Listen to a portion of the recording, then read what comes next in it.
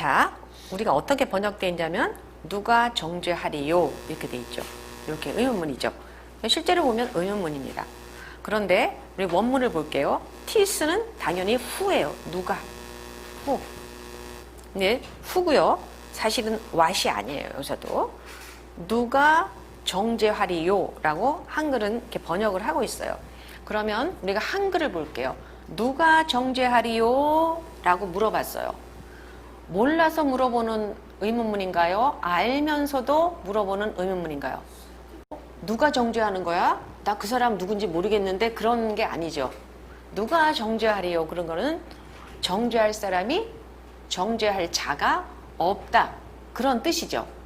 자, 근데 보면 8장 33절에 보시면 또 티스가 있었어요. 그때 누가 능히 고발하리요 이렇게 돼 있어요. 고발하리요. 그러니까 이 의문문도 8장 33절의 의문문도 고발할 사람이 없습니다. 그런 뜻이겠죠. 고발할 자가 없습니다. 라는 뜻이었거든요. 그래서 8장 34절을 그 차원에서 보면 아, 누가 고발하겠어요? 아예 고발할 사람 없습니다. 누가 정죄하겠어요? 예, 정죄할 사람 없습니다. 이런 뜻으로 해석을 하게 돼요. 해석을 하게 돼요. 자, 그런데 이 원문을 자세히 볼게요. 자세히 보면 이거를 누가 정죄하리요 라고 번역을 하려면 어떻게 되어야 되냐면 정죄하다라는 단어 있죠. 카타크리논이라는 단어거든요. 누가 정죄하리요 라고 하려면 앞에 보면은 8장 33절에 보면 tis 엔칼레세이 그래서 미래 시제로 되어 있었어요. 미래 시제. 그리고 동사죠. 이거 문법에서 뭐 머리가 아플 것 같긴 하지만 사실은 이 문법을 정확히 알아야 정확한 해석을 할 수가 있어요. 앞에는 미래 시제의 동사로 되어 있었어요. 그런데 8장 34절에는 호 관사 카타크리노는 동사가 아니라 현재 분사로 되어 있어요. 관사하고 현재 분사는 보통 어떤 때 이렇게 표현을 하죠? 관사를 붙이고 뒤에 현재 분사가 되면 현재는 뭐냐면 계속 반복이라는 뜻이거든요. 그러니까 계속해서 반복해서 정죄하는 것이 특성인 특성을 얘기할 때 이렇게 관사에다가 현재 분사를 붙여서 표현을 해요. 헬라어에서. 그러면 그 정죄하는 것이 특성인 자가 누구냐? 라고 물어보고 있는 거예요.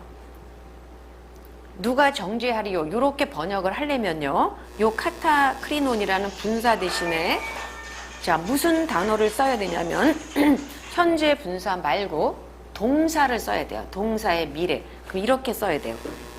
호 없어지고요. 카타크리네이. 그래서 여기 이렇게. 그럼 이게 카타크리노의 미래 시제가 되는 거거든요. 이렇게 되어 있다면 누가 정죄할 것입니까? 누가 정죄하리요? 정죄할 자가 없습니다. 이런 뜻이 돼요. 앞에 33절과 마찬가지로. 그런데 지금 그렇게 안 써 있잖아요. 관사가 있고 현재 분사로 되어 있어서 특성을 나타낸다는 거예요. 그러면 특성이 뭐냐면 정죄하는 것이 특성인 그 자가 누구냐라고 물어보는 거예요. 그러면 정죄하다라고 우리 번역을 하면요. 이 단어가 정죄하다라고 우리말로 이렇게 번역을 하게 되면 약간 우리가 오해를 하게 되는 게 우리가 보통 정죄하다라는 단어를 법정에서 쓰질 않고 우리들이 보통 말할 때 많이 써요. 우리가 법원에서 판결을 낼 때 정죄하다, 판사가 정죄하다 그렇게 얘기해요. 법정에서 판사가 죄인을 정죄하다 그런 말 안 쓰잖아요. 판사가 죄가 있다고 판결하는 것을 우리는 그렇게 정죄하다라는 표현을 안 써요. 유죄라고 선언하다 혹은 유죄로 판결하다 그렇게 얘기하는 거잖아요. 그러니까 유죄로 판결하든지 아니면 무죄로 판결하든지 물론 이제 판사가 하는 일은 현재 법정에서는 그 유죄지만 이 죄인을 사형에 처할 건지 아니면 벌금형을 줄 건지 그것은 죄의 그렇게 중한 정도에 따라서 판사가 정해주긴 하죠. 근데 성경에서는 이렇게 그 유죄 판결을 내릴 때 벌은 딱 한 가지밖에 없어요. 벌금형이 없어요. 다 사형이에요, 사형. 근데 우리가 정죄하다라고 하면 제가 이제 한글 사전을 봤거든요. 그러면 죄가 있다고 판단하다. 죄가 있다고 판단하다라고 되어 있어요. 판단하다. 그런데 카타크리노는 판단하다가 아니에요. 선언하다. 선언하다. 선언하다. 차이점. 죄가 있다고 선언하는 건 누구만 할 수 있어요. 선언하는 거는. 그거는 판사만 할 수 있어요. 근데 죄가 있다고 단정하다. 이건 누가 해요? 그 우리들이 보통 사람들이 쓸 때 어떤 사람에 대해서 저 사람은 우리가 굉장히 수없이 그런 일들을 많이 하잖아요.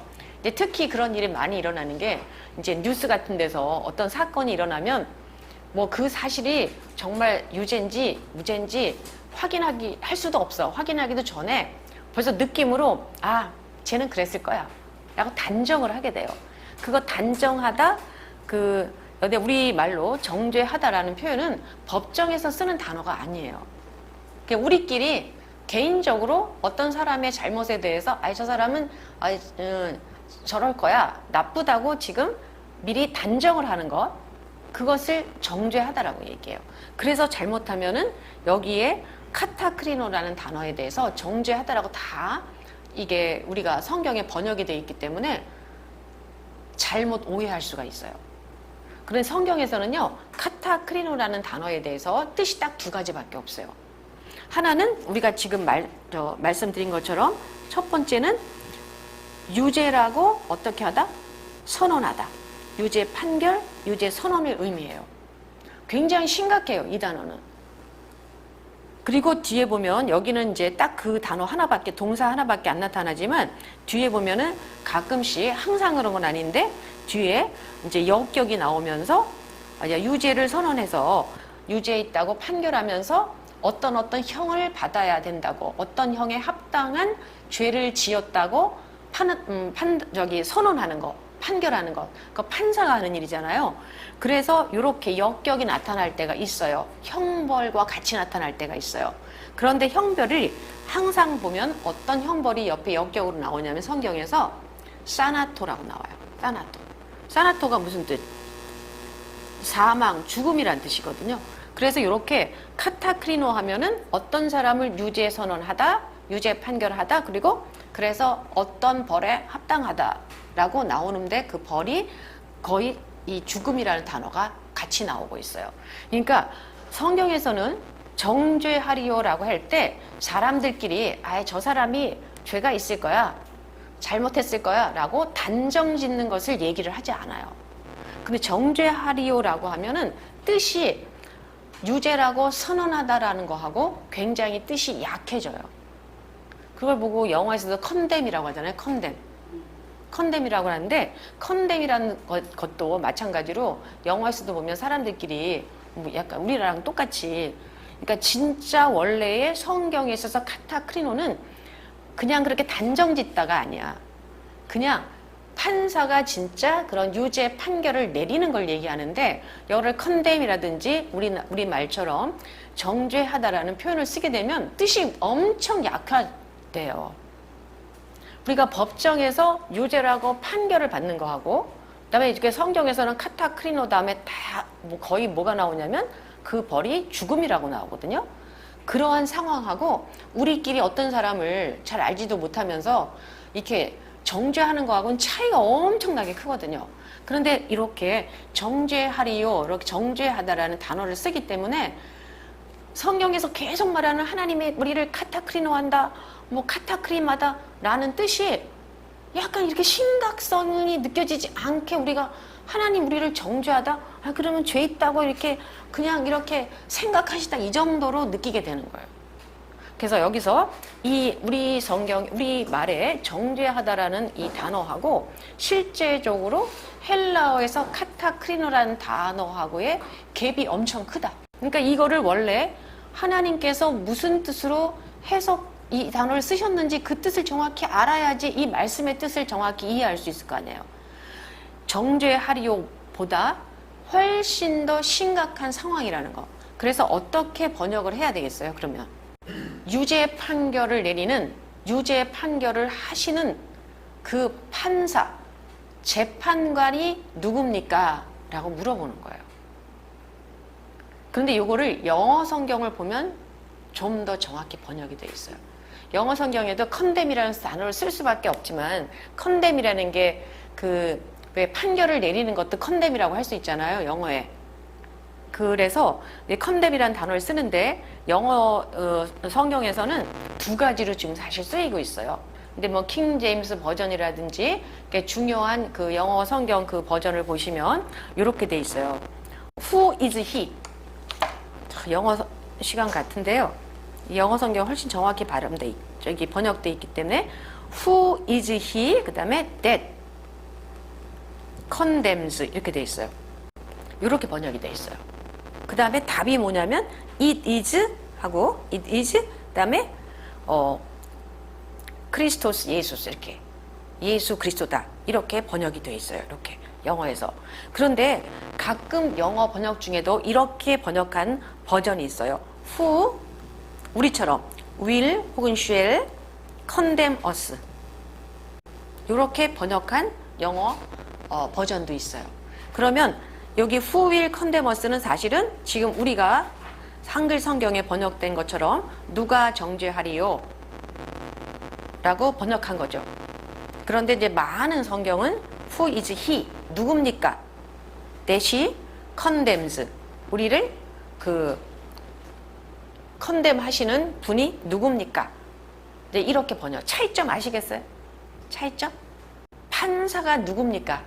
재판관이 누굽니까? 라고 물어보는 거예요. 그러니까 판결을 내리시는 분이 도대체 누굽니까? 라고 얘기하는 거예요. 차이점 있어요? 없어요? 있습니다. 전체를 이해하는 데 있어서 이것을 카타크리논이라는 이 현재 분사를 어떻게 해석하느냐에 따라서 대체로 내용이야 아무도 우리를 그렇게 하는 사람이 없다, 나쁘게 할 사람이 없다라는 뜻이지만 뜻이 훨씬 더 강화됩니다. 이걸 제대로 해석했을 때 누가 판단하시는, 그러니까 유죄라고 판단하시는 분이 누굽니까? 그러니까 재판관이 누굽니까? 라고 얘기해요. 그러면 바로 뒤이어서 뭐가 나오냐면 지금 그분은 바로 예수 그리스도입니다 라고 대답을 하고 있는 거예요. 그래서 크리스토스 예수스가 바로 나오고 있어요. 바로 그분이 예수 그리스도입니다. 그래서 지금 영어에서도 그렇고 우리 한글에서도 그렇고 이 정죄하다 카타크리노에 대한 이게 뜻이 너무 좀 약한 의미로 쓰이고 있어서 이것에 대한 그 정확한 그런 그 의미 그것을 우리가 이렇게 정확히 이해하기가 좀 어려워요. 그 단어를 썼을 때. 근데 무슨 뜻인지 알겠죠 지금. 그러니까 정죄할 권리가 있는 자는 재판관이고요. 재판관이 누굽니까? 근데 몰라서 물어보는 게 아니에요. 우리를 나중에 우리를 재판하시는 분, 마지막 심판 때에 재판하시는 분이 누굽니까? 이렇게 물어보는 거예요. 누가 재판을 합니까? 누가 심판을 하십니까? 심판을 누가 하세요? 어디 보면 하나님이 심판하신다고 돼 있다가 어디 보면 예수 그리스도가 심판하신다고 돼 있어요.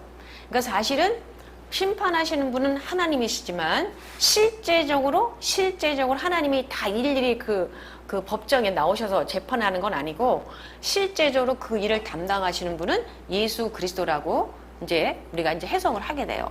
그래서 어떤 데는 하나님이 심판하신다 그랬다가 어디는 예수 그리스도께서 심판하신다고 했다가 이게 두 분이 나오거든요. 그래서 그걸 보면은 직접적으로 심판을 하신 분은 그러니까 하나님의 그 모든 권한을 받아서 심판하시는 분은 예수 그리스도시구나라는 것을 우리가 알 수가 있어요. 그러니까 너무 여기 그 의문문으로 되어 있는데 역시 이것 또한 몰라서 물어보는 의문문이 아닌 거예요. 심판 때 심판하시는 분이 누구예요? 예. 우리 주 예수 그리스도잖아요. 너무 다 알고 있으니까 이렇게 물어보는 거예요. 그런데 바로 그분이 어떤 분이냐라고 지금 얘기를 하고 있는 거예요, 지금. 그래서 이 카타크리노에 대한 정확한 그 의미를 알아야 되겠다는 거. 그리고 또 하나 여기에는 이 의미로 쓰였는데 카타크리노라는 단어가 딱 두 가지 의미로 쓰이고 있어요. 하나는 여기엔 해당하지 않는데 우리가 앞에서 공부한 부분인데 이런 부분이 있죠. 나중에 심판 때에 이제 마태복음 12장 뭐 4절 그런 데 보면 4절 이하에 보면은 심판 때에 니느웨 사람들이 심판한다고 되어 있어요. 니느웨 사람들이 일어나서 이 세대 사람들을 심판한다고 되어 있어요. 그때도 카타크리노라는 단어를 쓰고 있어요. 그리고 또 남방 여인이 심판을 할 거라고 되어 있어요. 정죄를 이렇게. 그때 보면은 그때는 유죄 선언을 그 사람들이 마치 판사처럼 내린다는 뜻이 아니라 어떤 뜻이라고 그랬어요? 그때 남방 여인이 와서 정죄를 하고 니느웨 사람들이 일어나서 이 세대 사람들을 정죄한다 그랬는데 그때의 카타크리노는 무슨 뜻이라고 생각나세요? 그때 한번 그 부분에서 의문을 가져볼 필요가 있잖아요. 어떻게 니느웨 사람들이 남방 여왕이 어떻게 정죄를 할 수가 있어요? 그렇게 그 사람들에게 유죄를 선언할 어떤 권한이 있나요? 없잖아요. 우리 생각도 없잖아요. 그러니까 심판 때에 유죄 선언을 내릴 수 있는 권한은 사실은 주님밖에 없는데 거기 그런 심판 때라고 돼 있어요. 심판 때에 니느웨 사람들이 일어나서 남방 여인이 정죄할 거다. 그때의 뜻은 다른 뜻이에요. 약간 어떤 뜻이냐면 자기들의 어떤 선한 본으로 어떤 사람들의 악함을 확 드러나게 하고 더 분명하게 만들다라는 그 의미를 가지고 있어요. 그래서 니느웨 사람들이 일어나서 정죄한다는 뜻은 니느웨 사람들이 어떻게 했어요? 니느웨 사람들이 회개했잖아요. 그리고 남방 여인은 막 아랍으로 막 오고 그랬잖아요. 자, 그런 사람들의 그런 행동이 아무것도 안 하고 회개도 안 하고 그런 사람들하고 딱 비교를 해. 이 사람들의 악함이 그 사람들 때문에 더 돋보인다는 거예요. 그렇게 할 때 카타크리노라는 단어를 써요. 그런 경우에. 그러니까 카타크리노 하면 두 가지 경우가 있어요. 여긴 당연히 그런 뜻 아니겠죠. 예수 그리스도.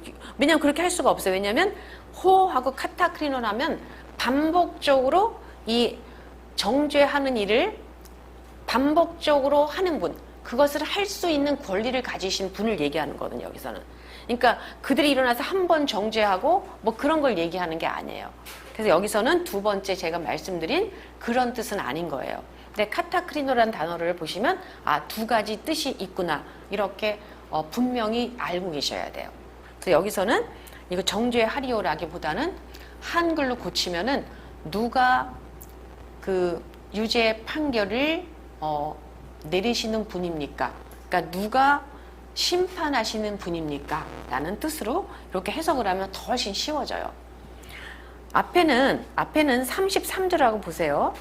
하나님께서 택하셨고요. 그리고 하나님이 어떻게 하셨다고 그랬어요?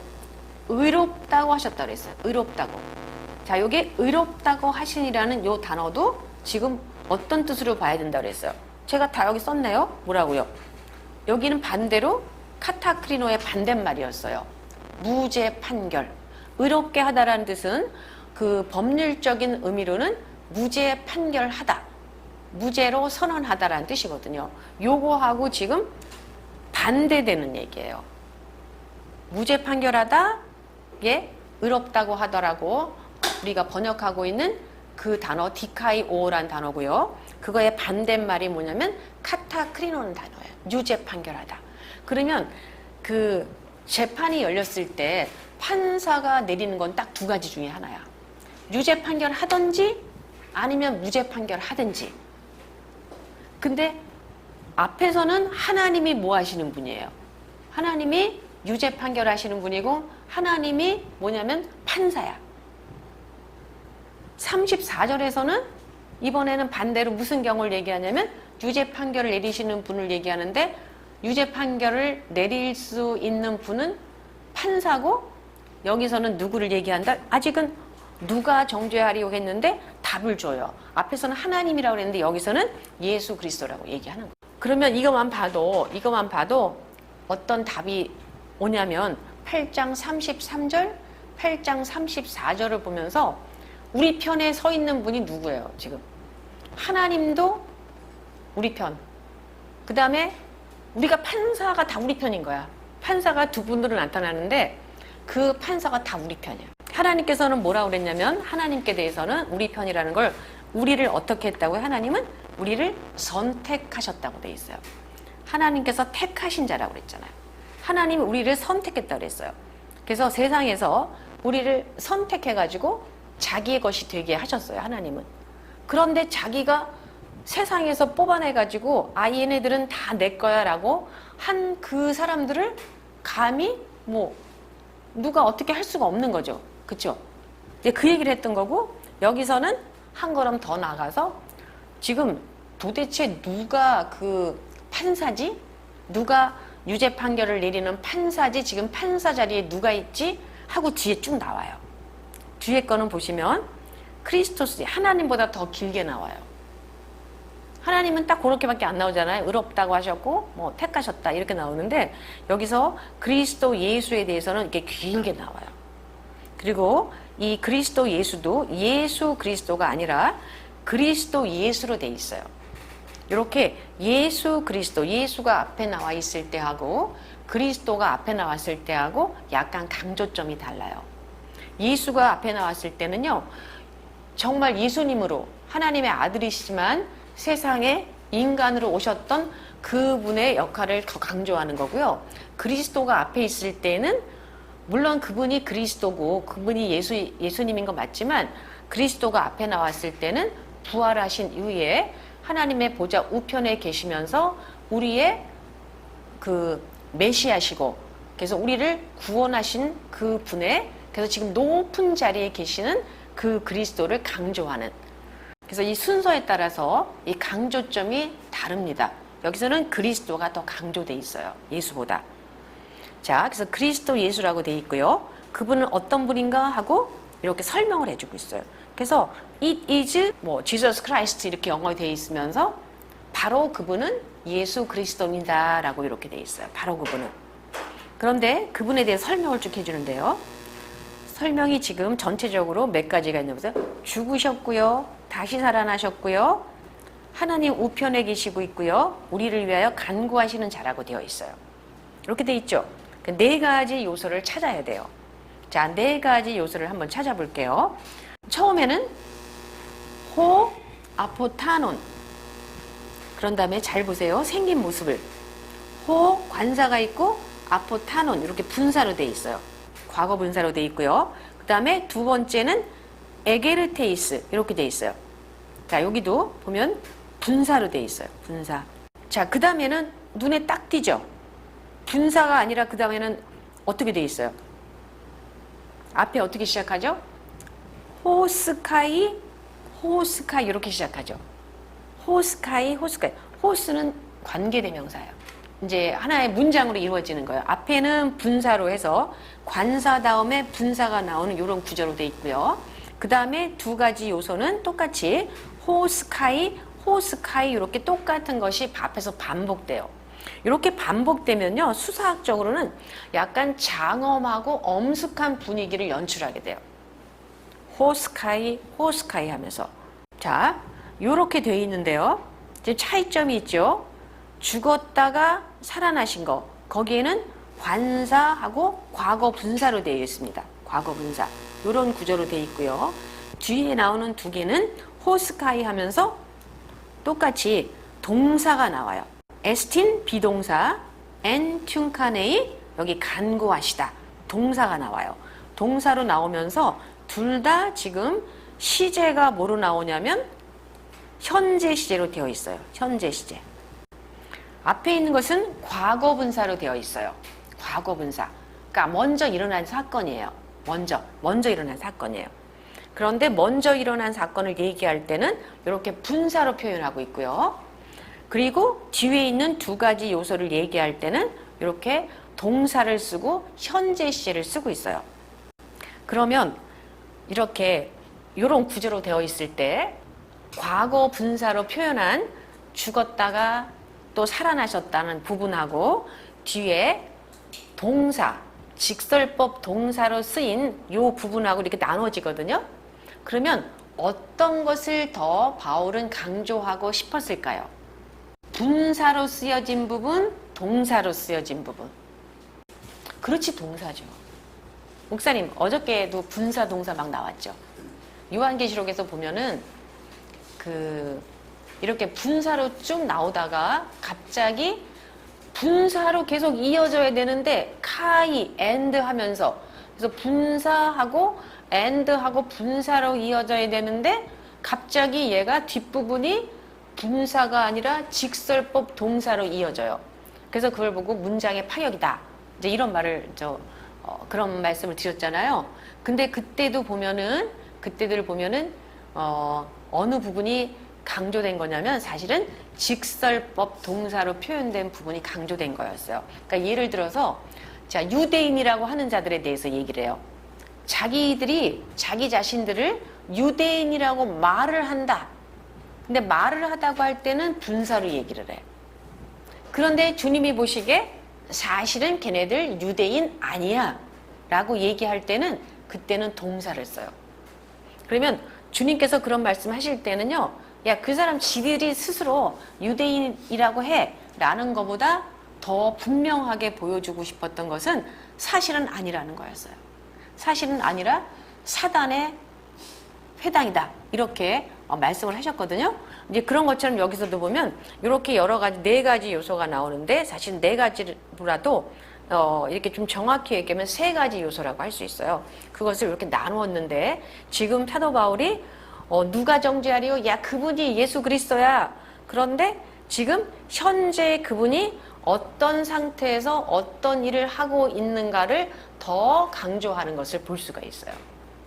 그러면 우리는 항상 어떤 게 더 감동을 받냐면 어떤 거에 더 감동을 받아요? 예수님이 우리를 위해서 돌아가셨다는 거. 거기에 엄청 감동하잖아요, 우리가.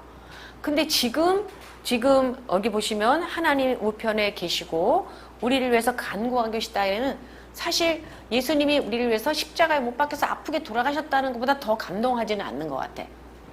우리에 대한 사랑의 시작일 뿐이야. 우리는 그게 마치 마지막 단계처럼 생각을 해. 주님이 우리를 사랑하신 것에. 그런데 그것은 여기 보면 이게 다 과거 분사로 되어 있잖아요. 그것은 주님의 사랑의 시작일 뿐이다. 지금은 주님의 사랑이 계속되고 있는 것을 볼 수 있어요. 더 높은 차원에서. 그래서 그걸 보여주는 게 구조를 통해서 일단. 그리고 보면 첫 번째가 죽었다가, 당연히 과거 분사로 나와야 되겠죠. 죽었던 분이에요. 근데 여기가 중요해요. 말론데, 여기가 말론데. 여기 구조를 보시면 관사가 이렇게 하나가 있어요. 호라는 관사 하나 나오죠. 그런 다음에 아포타논이라는 분사가 나와 있고요. 그 다음에 에게르테이스도 분사거든요. 다시 살아나신 그 요 부분에 호가 있어요, 없어요? 없죠. 그래서 사실은 분사 그리고 분사 이렇게 돼 있어요. 이 2개의 분사는 하나의 관사에 지금 같이 묶여 있는 거예요. 그런데 그 사이에 뭐가 있냐면 말론데가 있어요. 말론데. 우리 성경은 이렇게 번역했어요. 죽으실 뿐 아니라 다시 살아나신 이는, 이렇게 번역을 했어요. 근데 사실 말론데 하면요, 뭐뭐 할 뿐 아니라 뭐뭐한 하면은 not only but also, 영어로 하면 그런 것 같이 해석이 되는데 그런 게 아니라는 걸 알 수가 있어요. not only but also가 아니야. 이게 말론데는요, 요거를 같이 보세요. 말론은 무슨 뜻이냐면 more란 뜻이에요. more 혹은 rather 뭐 이런 식. 그래서 이거 언제 쓰이는 거냐면요, 앞에서 죽으신 분 이렇게 얘기를 해요. 근데 아니, 더 정확히 말하자면 살아나신 분 이렇게 얘기하는 거예요. 이 어감으로 얘기하는 것이 말론데. 내가 죽으신 분이라고 했는데 아니, 그거 그렇게 정확한 표현은 아니야. 더 정확하게 말하자면 살아나신 분이요. 살아나시려면 어떻게 해야 돼요? 죽었어야만 되는 거죠. 죽었어야만 돼요. 그래서 여기에 말론데는 우리는 이제 그걸 이제 표현이 이렇게 정확하게는 안 됐는데 그냥 뿐 아니라 이랬는데 그거하고 요거하고 느낌이 달라요. 죽으셨던 분이요. 누구를 위해서 죽으셨어요? 우리를 위해서 죽으셨던 분이잖아요. 죽으셨던 분, 아니, 그거 죽으셨던 분, 그거 더 정확히 말하면요, 살아나신 분. 그러니까 살아나신 게 더 중요하다는 뜻이겠죠. 더 여기서 이런 표현에 있어서 살아나신 게 중요해요. 왜냐하면 살아나셔야지 어떻게 할 수 있어요. 살아나셔야지만 어디로 갈 수 있어요. 하나님 보좌의 우편에 앉아 계실 지금도 계속해서 우리를 위해서 중보하실 수가 있는 거잖아요. 그러니까 이게 더 중요한 거예요. 에게르테이서. 여기서 사도 바울이 더 강조하고 싶은 것은 죽었다는 것보다 이 에게르트 부활하셨다는 거예요. 부활하셨다는 거. 자, 부활하신 분입니다. 근데 그분이 죽음이 죽으신 건 사실 끝이 아니라 시작이라는 거예요. 그러니까 그렇게까지 어떻게 했다는 거예요. 우리를 사랑하셨다는 거예요. 사랑의 시작이라는 거예요, 이게. 우리는 너무 그것 때문에 감격하는데 감격하기 일러 이렇게 얘기하는 거예요. 더 놀라운 사실이 있어? 하면서 얘기를 해요.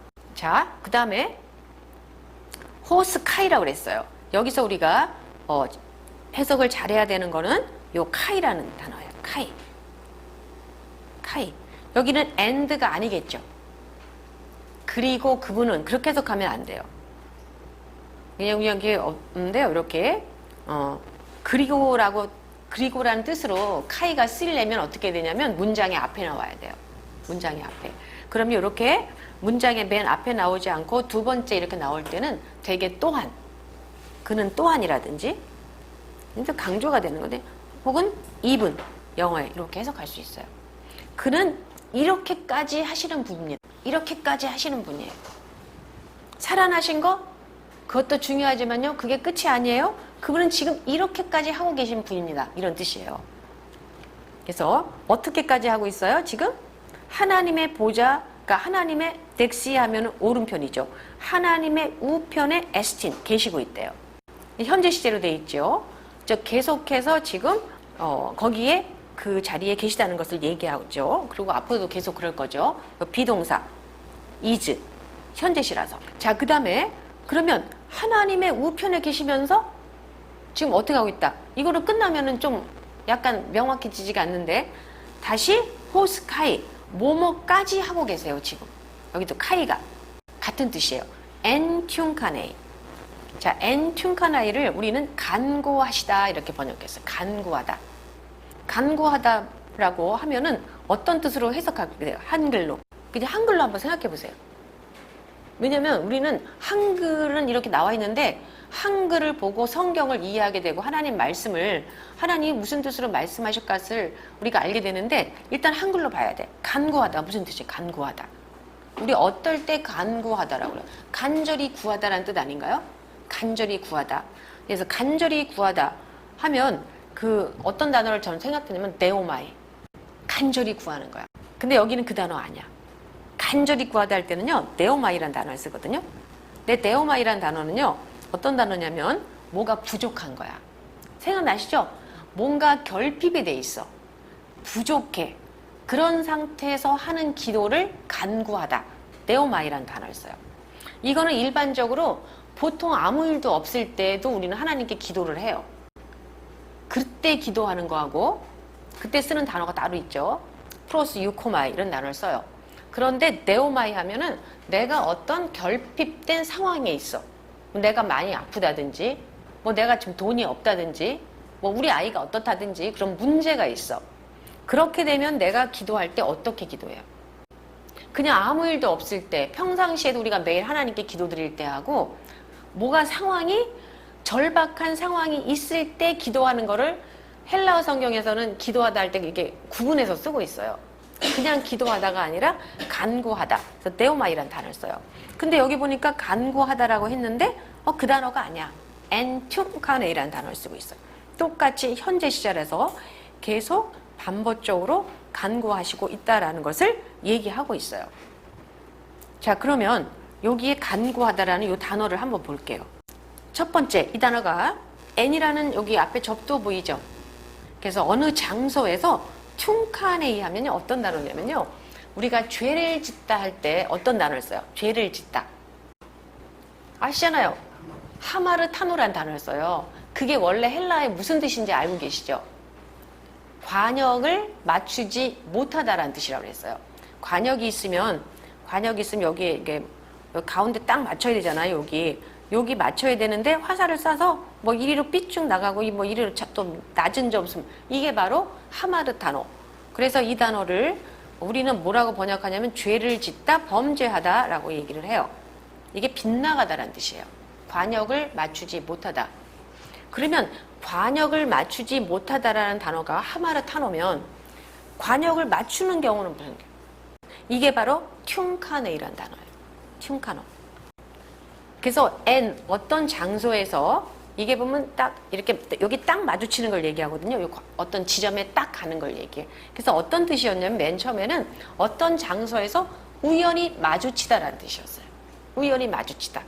그래서 우연히 마주치다 했는데 그 다음에 그 뜻에서 어떤 뜻이 되냐면 어떤 사람을 우연히 마주치는 게 아니라 대화할 목적으로 만나다라는 뜻이 돼요.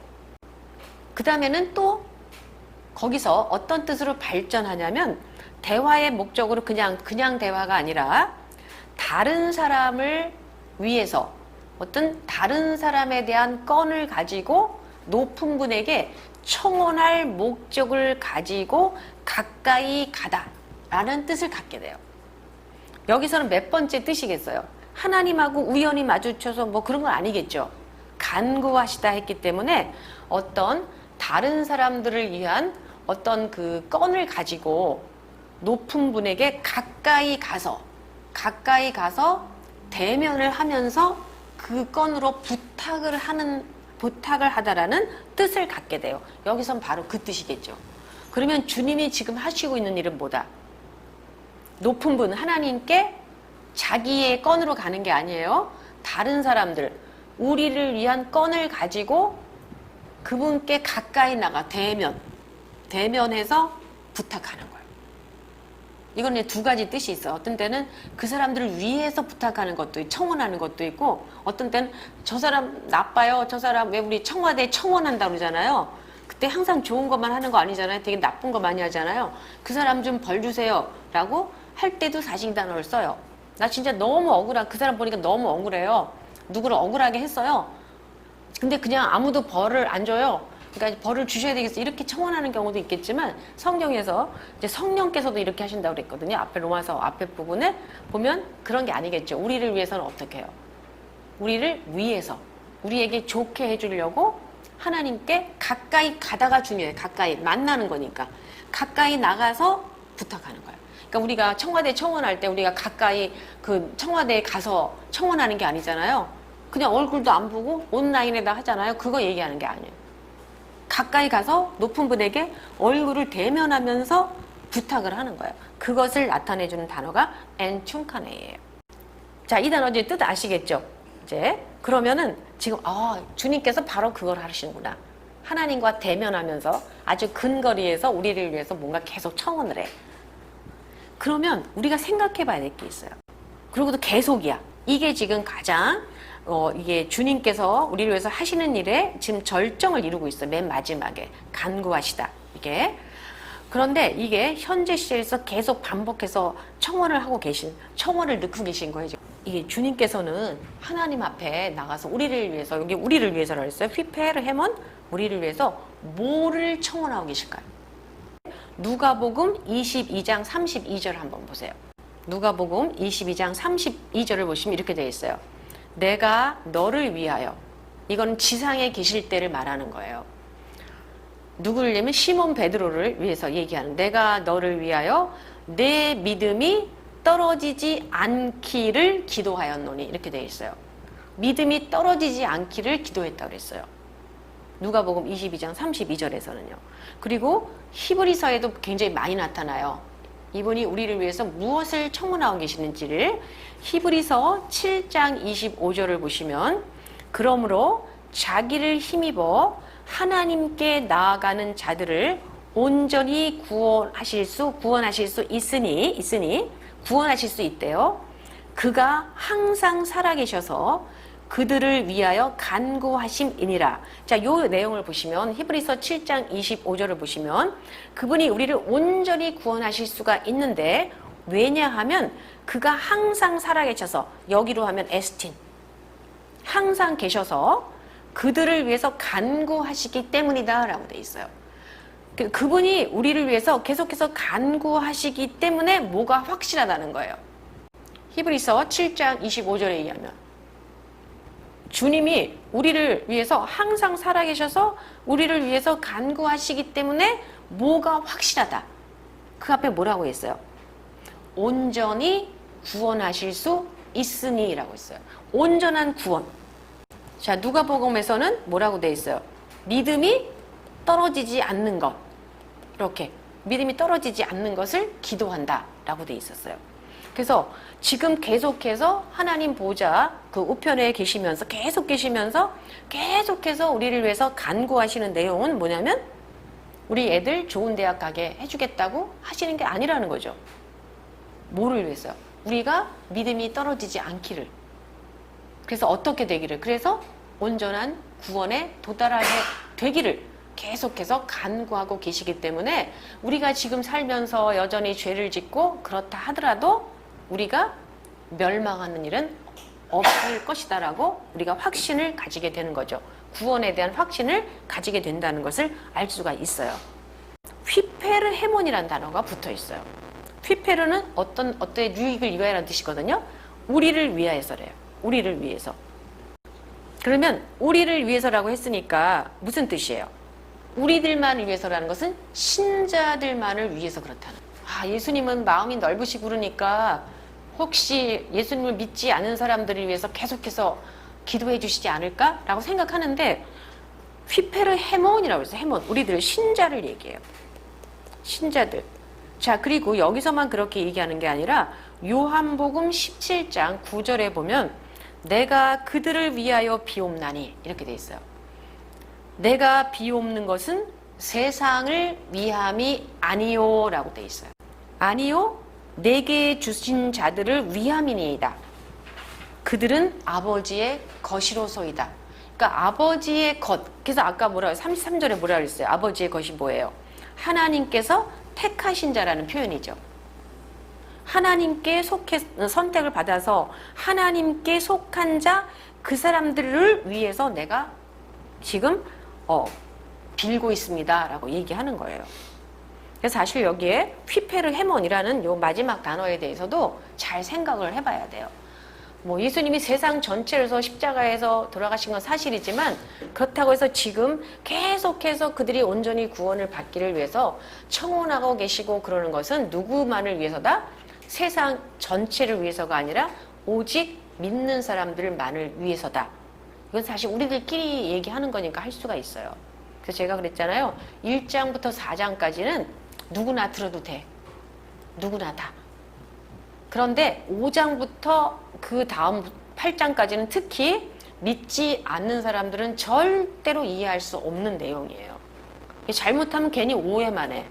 신자들만을 위해서 지금 그렇잖아요. 여기 제가 막 그렇게 얘기하는 거 아니죠? 여기 성경에 그렇게 지금 써 있습니다. 그러니까 33절과 34절을 이렇게 요약을 해보면 무슨 뜻이에요? 지금 무죄 판결 내리시는 그 판사도 우리 편. 유죄 판결 내리시는 그분은 어떤 분이냐면 지금 이렇게까지 하시는 분이야. 죽었다가 살아나서 지금 계속해서 우리를 위해서 지금 하나님 앞에 청원을 부탁을 계속해서 넣고 계신 분이야. 그러니까 우리가 어떻게 된다는 거예요? 우리는 절대로 구원에서 제외되는 그런 일은 없다. 우리의 구원은 확실하다라고 지금 얘기해 주고 있는 거예요. 자, 이렇게 보니까 34절 앞에 부분 있잖아요. 우리를 유죄 판결하는 분이 도대체 누구야? 라고 하는 것하고 누가 우리를 정죄하리요? 라고 하는 거에 차이가 느껴지시나요? 예, 그게 느껴지셔야 돼요.